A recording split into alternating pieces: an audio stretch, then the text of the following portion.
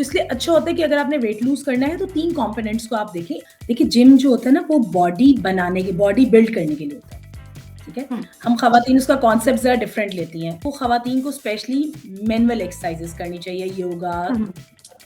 या aerobics, Zumba इस तरह की एक्सरसाइज़ेज़ करनी चाहिए। तो ये जो आपने कहा कि एक्सरसाइज़ होनी चाहिए, ये क्या रमज़ान में भी हमें करनी चाहिए? ख़वातीन अच्छा। के लिए मैनुअल एक्सरसाइज़ होनी चाहिए, योगा होना चाहिए, स्ट्रेचिंग होनी चाहिए, ज़ुम्बा होना चाहिए, एरोबिक्स होना चाहिए, कार्डियो होना चाहिए। ख़वातीन उनसे वेट लॉस करें। आप अपने एक-एक बॉडी पार्ट की रेपिटेशंस कर लेना 20-20, 30-30 टाइम्स तो ईद पर यू लुकिंग फैबुलस।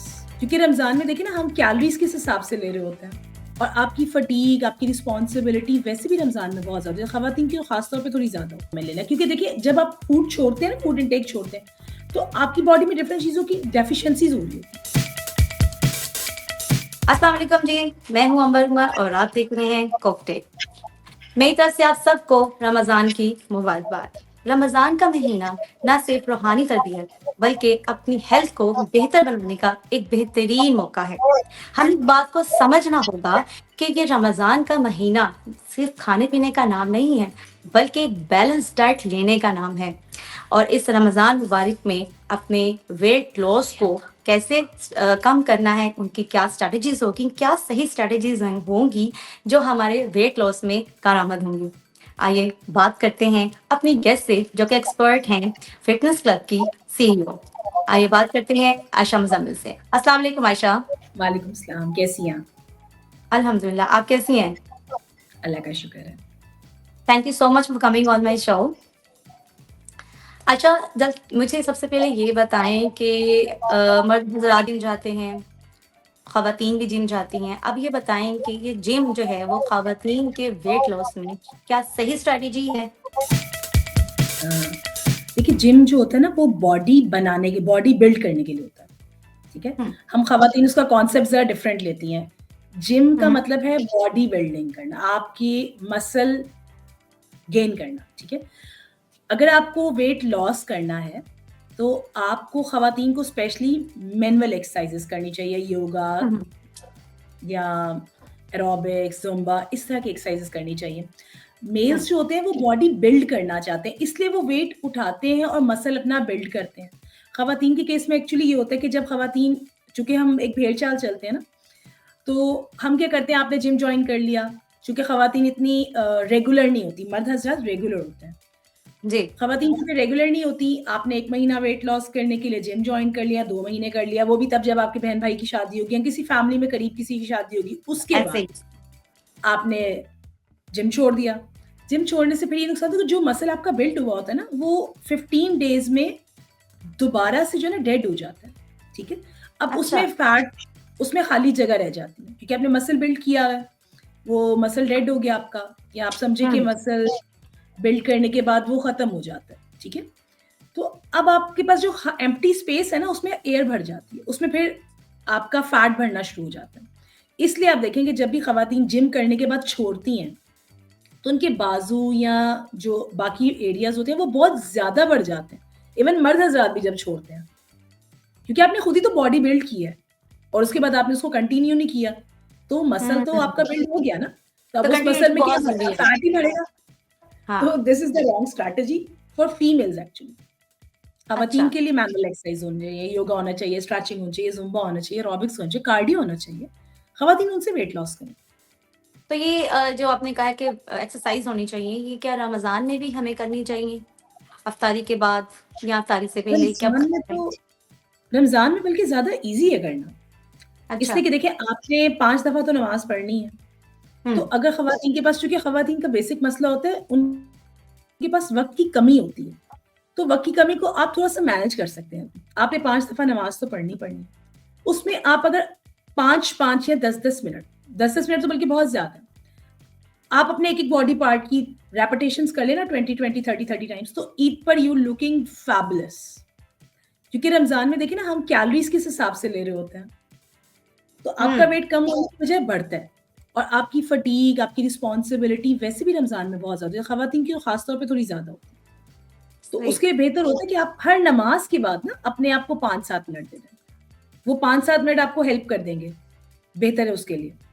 ग्रेट। अच्छा ये बताएँ कि आयशा के मल्टीविटामिन्स की क्या इम्पोर्टेंस है? जो अगर हम लें और अगर लेनी भी है तो कौन-सी मल्टीविटामिन्स का इस्तेमाल करें? अच्छा, मल्टीविटामिन्स ना वैरी करती हैं, हर एक अच्छा, पर डिफरेंटली। लेकिन मल्टीविटामिन्स हमें लाज़मी लेने चाहिए। अगर आप वेट लूज़ करना चाहते हैं ना, तो उसके लिए 3 चीज़ें बहुत इम्पोर्टेंट होती हैं। हम या तो सिर्फ़ खाना छोड़ देते हैं, या हाँ, हम सिर्फ़ एक्सरसाइज़ कर लेते हैं। लेकिन हम एक चीज़ भूल जाते हैं कि हमें वेट लॉस अगर करना है, तो हमें या फैट लॉस करना है, तो हमें डाइट, एक्सरसाइज़ प्लस मल्टीविटामिन लेना है। क्योंकि देखिए, जब आप फूड छोड़ते हैं ना, फूड इंटेक छोड़ते हैं, तो आपकी बॉडी में डिफरेंट चीज़ों की डेफिशिएंसीज़ हो रही होती हैं। उससे क्या होता है, वो क्रेविंग्स होती हैं। आप देखिए, जो लोग डाइट कर रहे होते हैं, उन्हें अक्सर मीठे की क्रेविंग बहुत होने लगती है, राइस की क्रेविंग बहुत होने लगती है, मुख्तलिफ चीज़ों की क्रेविंग होने लगती है। वो इसलिए कि उसके साथ मल्टी मिनरल नहीं ले रहे होते। जब मल्टी मिनरल आप ले रहे होते हैं, तो आपको वो जो कमज़ोरी का एहसास, फटीग का एहसास और ये बाकी सब चीज़ें कम होने लग जाती हैं। तो इसलिए अच्छा होता है कि अगर आपने वेट लूज़ करना है, तो 3 कंपोनेंट्स को आप देखें। एक आपका स्लीपिंग साइकिल अच्छा होना चाहिए, हुँ, टाइम पर सोएँ, ताकि आपके हार्मोन्स का जो बैलेंस है, वो इम्बैलेंसमेंट जो है, वो बैलेंस हो जाए। ओके, रमज़ान में जो वेट बढ़ने की बहुत बड़ा रीज़न है ना, कि आपका वेट कम नहीं होता और आप थके-थके रहते हैं, आपकी नींद का साइकिल खराब होता है। अगर आपको हुँ, सहरी में उठना है, तो आप रात को जल्दी सो जाएँ ना, इशा के बाद जल्दी सो जाएँ। हम लोग क्या करते हैं, सारी रात जागते हैं, सहरी के वक़्त हम सहरी करते हैं, खाते हैं और फ़ौरन सो जाते हैं। हो वो जाते भी हैं। आपका वेट पुट ऑन करता है। तो इसलिए अगर रमज़ान के हवाले से हम पर्टिकुलरली बात करें, तो आप जी, अपना स्लीपिंग साइकिल बेहतर करें, मल्टी मिनरल्स लें, हर नमाज़ के बाद 5 से 8 मिनट एक्सरसाइज़ करें और खाने में फ्राइड आइटम्स को प्लीज़ अवॉइड करें। ये सिर्फ़ जो 2 समोसे हैं ना, 460 कैलोरीज़ है उसमें, सिर्फ़ जो 2 रोल है ना आपके, उसमें 360 कैलोरीज़ हैं, ठीक है?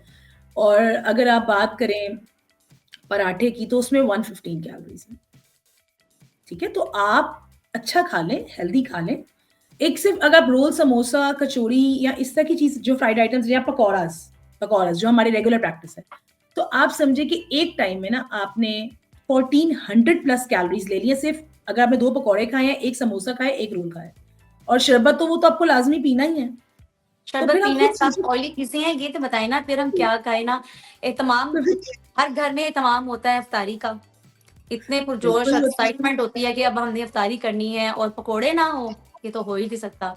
तो फिर क्या आप मुझे बताएँ या तो इसका इनटेक थोड़ा-सा कम करें या बैलेंस लेके चलें या जो है इसका कोई बताएँ कि इसके अलावा हम क्या यूज़ कर सकते हैं? अच्छा, इफ्तारी में ना हम बहुत सारी ट्रेडिशनल और अनट्रेडिशनल चीज़ें बना सकते हैं, ठीक है? अब हुँ, अगर मैं सिर्फ़ पकौड़ों की बात करूँ ना, पकौड़े बेक भी होते हैं, ठीक है? बहुत कम ऑयल में भी फ्राई होते हैं, ठीक है? ज़रूरी नहीं है, और फिर आप सिर्फ़ एक पकौड़ा भी खा सकते हैं। अगर आपको करना है, फिर आप वो जो शरबत पी रहे हैं ना, उसको स्किप कर दें प्लीज़। देखिए, आपने खजूर खा ली, सुन्नत-ए-रसूल तो यही है ना, कि खजूर और पानी से इफ्तार करें और नमक से इफ्तार करें, ऐसे ही है। उसके पीछे हुँ, लॉजिक है। आपने खजूर खा ली, आपकी जो शुगर चाहिए थी आपकी बॉडी को, आपको मिल गई। उसके साथ आपने पानी पिया, दैट वुड बी बैलेंस्ड। आप शरबत को निकाल दें सबसे पहले उसको निकालें, ठीक है? चीनी को दूसरी अवॉइड बात, करें बेसिकली। हाँ, आप चीनी तो अच्छी है ही अवॉइड नहीं ना करें, आपके लिए। ठीक हुँ, है? आप फ्रूट्स की तरफ चले जाएँ, आप फ्रूट चाट में अगर रॉ फ्रूट खा लें, थोड़ा खा लें, लेकिन वो ले लें, ठीक है? ऐसे शरबत की बजाय आप थोड़ा-सा दूध पी लें, ठीक है? इफ्तारी हाँ में आप जी। इस तरह की चीज़ें ऐड कर लें, दही भल्ले ऐड कर लें, इस तरह की चीज़ें, चना चाट ऐड कर लें, लो फैट के साथ उसमें थोड़ी-सी वेजीज़ ज़्यादा कर लें। हुँ, ये हुँ, चीज़ें, आपका पेट भी भरा रहेगा और दूसरी बात, आप ओट्स यूज़ कर सकते हैं। रमज़ान ओट्स। में सबसे अच्छा पैटर्न ये है कि आप रात को ओट्स बना लें और ओट्स लाज़मी खाएँ, ताकि वो आपका वेट, जो अननेसेसरी फैट आपकी बॉडी अब्ज़ॉर्ब कर रही है ना, हुँ, उसको हुँ, कवर हुँ। कर, उसको ख़त्म कर दें। तो कुछ अगर आप अनहेल्दी खा रहे हैं ना, तो प्लीज़ थोड़ा-सा हेल्दी पोर्शन पे भी थोड़ा-सा फ़ोकस कर लें, तो फिर बैलेंस हो जाएगा। सही। और अगर मैं आपसे पूछूँ कि एक बैलेंस डाइट के लिए हमें अफ्तारी और सहरी में क्या लेना है, तो उसका थोड़ा-सा अगर आप 1-2 हमें रेसिपीज़ या बता दें या फिर हमें कोई ऐसी टिप दे दें कि अगर हम सुबह के टाइम सहरी में खा रहे हैं, ये खा रहे हैं, तो हमें अफ्तारी में अब क्या लेना है? देखिए, गूगल का दौर है। आपने अगर वेट कम करना है, खातून के लिए हुँ, 2000 अगर कैलोरीज़ रिक्वायर्ड हैं, तो आपने 1400 कैलोरीज़ पर रहना है, ठीक है? हुँ। आप सादा रोटी खाएँ, बिलीव मी, सालन और दही के साथ खा लें, बजाय, और पेट भरकर खाएँ, प्लीज़, फ़ाके सहरी मत में? किया कीजिए। बिल्कुल, पहले फाके करने की बिल्कुल कोई ज़रूरत नहीं है। देखिए, फाका हुँ, करने से पता है क्या होता है? हमें क्रेविंग होती है, हमें कुछ और खाना है और हमें अनहेल्दी खाना है। हुँ, एक वक़्त का खाना छोड़ के वो जो अनहेल्दी आपने इतनी कैलोरीज़ ले ली ना, उसका क्या फ़ायदा है आपको? उससे बेहतर है आप हुँ, रोटी के साथ दही ले लें, ठीक है? आप रोटी के साथ अंडा ले लें, आप पराठा ना खाएँ।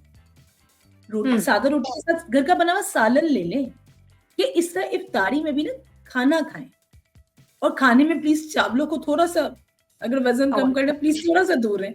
चावल खाने का मतलब है आप सिर्फ़ पूरे दिन में 6 टेबल स्पून चावल ले सकते हैं। आप मुझे बताइए 6 टेबल स्पून चावल से आपको कैसे हेल्दी फीलिंग आएगी कि आई एम फिट? इसलिए बेहतर है कि फिर आप रोटी खा लें।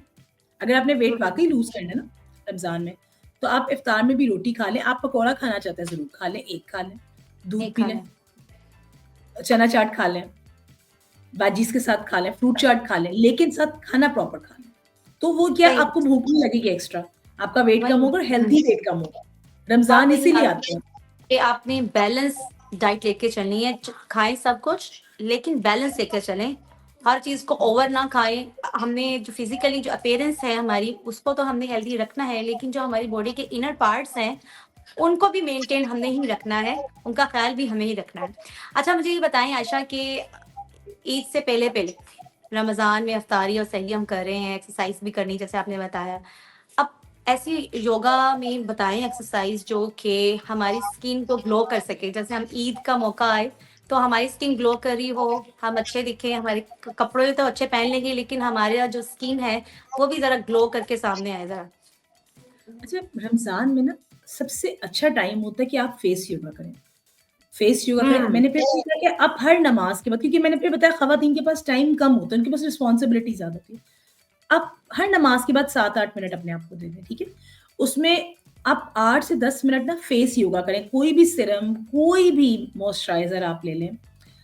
सबसे पहले फेस योगा करें। उसकी वजह कि देखिए आप किसी पिक्चर में अच्छे नहीं आएँगे, आप किसी चीज़ में अच्छे नहीं आएँगे जब आपकी जॉ लाइन हेवी है, आपकी डबल चिन है, आपकी नेक पे लाइन्स हैं, आपका फेस थका हुआ है, आपकी आँखें थकी हुई हैं और फेस योगा कोई इतना मुश्किल नहीं है, ठीक है? आप कोई भी सीरम लें, ठीक है? ऊपर की तरफ देखें, मैं 3 एक्सरसाइज़ेज़ आपको ऑनलाइन करके दिखा देती हूँ फेस योगा ठीक की। है। ओके। ऊपर देखें, ठीक है? ऐसे ऊपर देखा और आपने च्यू करना है ऊपर की तरफ, ठीक है? 30 ओह! ठीक है, 30 टाइम्स करें। जब आपने चिन को ऊपर किया तो आपने उसके बाद चिन को लाज़मी यहाँ पे टच करना है, ठीक है? टच किया ताकि जो मसल आपका अनयूजुअली एक्टिविटी कर रहा है वो रिलैक्स हो जाए, ठीक है? 30-30 के ये 3 सेट्स, ठीक है? ये आपकी जो डबल चिन है उसको कम कर देंगे, ठीक है? फिर ऑलराइट। दूसरी बात, आप कोई भी सीरम लें और ये आपका हुक है, ठीक है? हुक है, इसके साथ ऊपर की तरफ ऐसे, ऊपर की तरफ ओके, ग्रेट। यहाँ से फ़ोरहेड की तरफ, यहाँ से ऊपर की तरफ और यहाँ से जॉ लाइन में ऊपर की तरफ और ऐसे आप अपनी स्किन को ऊपर की तरफ लेकर जाएँ, ठीक है? ऐसे। तीसरी एक एक्सरसाइज़ है कि आप अपने दोनों हाथों को ऐसे रखें और अपनी चिन को ऐसे नीचे की तरफ पुश करें, ठीक? तो उससे क्या होगा आपका फेस कॉन्टूर हो जाएगा, ठीक है? आप ओह! खूबसूरत लगेंगे और चूँकि आप जब कोई सीरम या मॉइस्चराइज़र लगाकर ये हुक वाली एक्सरसाइज़ करेंगे तो उससे आपकी ब्लड फ्लो बेहतर होगा। आपकी स्किन हुँ, पहले से ज़्यादा यंग लगेगी और बिलीव मी 30 डेज़ बहुत होते हैं। बहुत होते हैं 30 डेज़ अगर आप अपने आप को टाइम दे दें। और बस इतना ही, बहुत ज़्यादा नहीं, इतना ही। अगर आपने जैसे फ़जर की नमाज़ पढ़ी है फ़जर की नमाज़ के बाद आप फेस योगा कर लें। फ़जर की नमाज़ के बाद ज़्यादातर ख़वातीन बच्चों को स्कूल भेजा थोड़ा-सा रेस्ट कर लिया। वही आपका बेसिक रिलैक्स टाइम होता है। और हुँ, यहाँ ज़ोहर के बाद होता है थोड़ा-सा, ठीक है ना? असर से हुँ, मगरिब में तो हमें थोड़ी-सी भाग-दौड़ लगी होती है। तो आप ऐसे ज़ोहर में भी जो एक्सरसाइज़ेज़ करें ना, उस वक़्त आप अपने शोल्डर्स की, अपने चेस्ट की, अपने टमी की एक्सरसाइज़ेज़ कर लें और 10 मिनट लगते हैं सिर्फ़, लेकिन करें। ऐसे भी किचन में खड़े-खड़े आप एक्सरसाइज़ कर सकते हैं। बहुत सारी ख़वातीन को नहीं टाइम मिलता। फुल आप को किचन में किचन पे ये खड़े-खड़े कर सकते हैं इज़िली। रोटी बना रहे हैं या किसी के लिए कुछ भी हाँ, खाना बना रही हैं, तो वहाँ बैठे-बैठे अपने बॉडी को जो है बिल्कुल। मूव करें, एक्सरसाइज़ करें। किचन की जो ग्रेट, ग्रेट। स्लैब होती है, उसके साथ हाँ। खड़े हो जाए ना अगर आप और सिर्फ़ अपने नी को ऊपर की तरफ ऐसे करना शुरू कर दें बस, ऐसे, नी ऊपर, नी उठाएँ उसको ऊपर की को तरफ। इससे नी को ऊपर की ये तरफ आपकी उठाएँ, बेली की एक्सरसाइज़ है। तो ये आपकी बेली की बेस्ट एक्सरसाइज़ है। आप चावल भिगो रही हैं, आप रोटियाँ पका रही हैं, आप खाना पका रही हैं। आप सिर्फ़ एक दफ़ा याद करें कि मैंने 20-20-20 5 टाइम्स 5 नमाज़ें होती हैं ना, ठीक है? 20-20 टाइम्स मैंने इन्हेल एक्सहेल करना है बस। आपने इन्हेल करना है, टमी को इन करना है, होल्ड करना है 1 2 3 4 5 रिलैक्स। सबसे बेस्ट एक्सरसाइज है ये, अगर आपने वेट जल्दी कम करना और इवन कि अगर आपने अपना जो पाउच बेली है ना उसको कम करना है तो अगर ये छोटी-छोटी टिप्स हम कर लें ना और फिर मैं वही कहती हूँ कि नमाज़ों के लिए हम बहुत कंसिस्टेंट होते हैं रमज़ान में, तो हम एक हुँ, अलार्म लगा लें कि जी इसके बाद 10 मिनट, बस सिर्फ 10 मिनट। हुँ। तो वो बहुत है आपके लिए, आपके हर बॉडी पार्ट को टाइम मिले। तो ये 10 थोड़ा-सा काम मिनट है में आपके वास्ते, यस 10 10 मिनट मिनट में अपनी स्किन को और अपनी बॉडी को जो है वो आप शेप दें, अपनी स्किन को ग्लो करें। सिर्फ़ 10 मिनट की बात है, अपना ख़्याल रखें। अच्छा जी, thank you so much Ayesha Muzammil for sharing the insights हमें एक्सरसाइज़ बताई, आपने कुछ हेल्दी टिप्स भी दिए हमें। Thank you for coming on my show Ayesha. बहुत शुक्रिया, मुझे भी बहुत अच्छा लगा इनसाइट्स देने में, thank you. Thank you so much. ये था जी हमारा आज का शो। मुझे उम्मीद है कि आपको बहुत अच्छा लगा होगा और जो टिप्स दिए गए हैं इसको फ़ॉलो करें। रमज़ान का बेहतरीन मौका है, इसको फ़ॉलो करें और आप कर भी सकते हैं। सिर्फ़ 10 मिनट्स की बात है और अपनी स्किन को ग्लो करें ईद आने से पहले-पहले। नेक्स्ट प्रोग्राम में फिर हाज़िर होंगी, तब तक के लिए अल्लाह हाफ़िज़।